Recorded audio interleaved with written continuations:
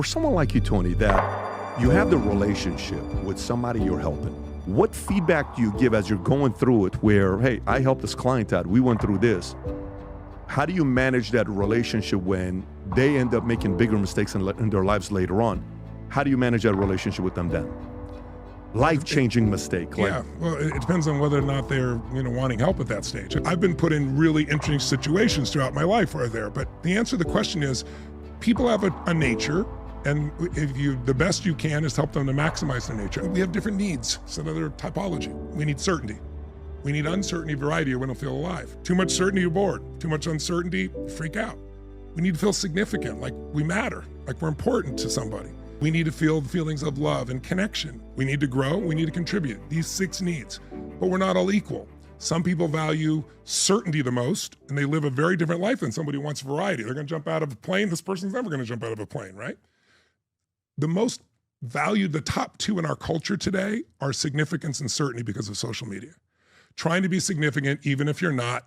Change your pictures, change your story. That's why young girls get on there and they have this comparison to something that's completely false, and they get depressed because it's not real.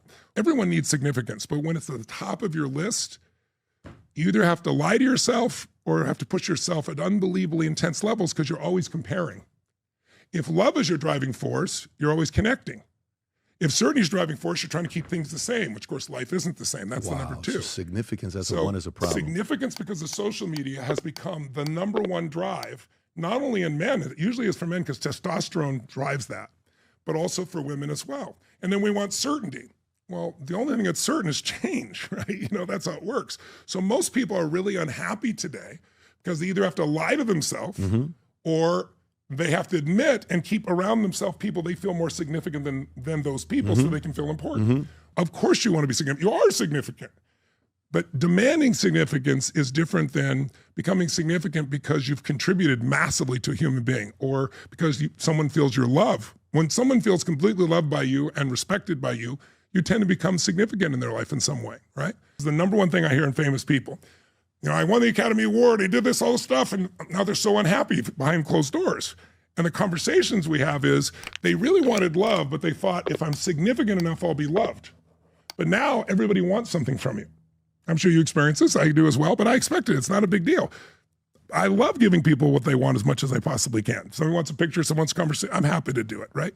But when you're with your family, these people would say to me, I'm with my family, the people interrupt our dinner and they come up and they just want what they want. They don't care, they don't even know who I am. Well, they thought by being significant, they get love, but by significant, they're just getting more demands and requests, and it makes them miserable. So to answer your question is, it depends on where they are and what they need. I'm there to try to help wherever I am. I'm not there to try and take responsibility for everything the person will ever do in their life. For sure. No, for sure. But the media might try to do that, but that's the media. No, that's no, what they're gonna do. Listen, like they did that to Mike. I mean, it's absurd. I totally get that. And then in regards to Kanye and Kim, how different was that?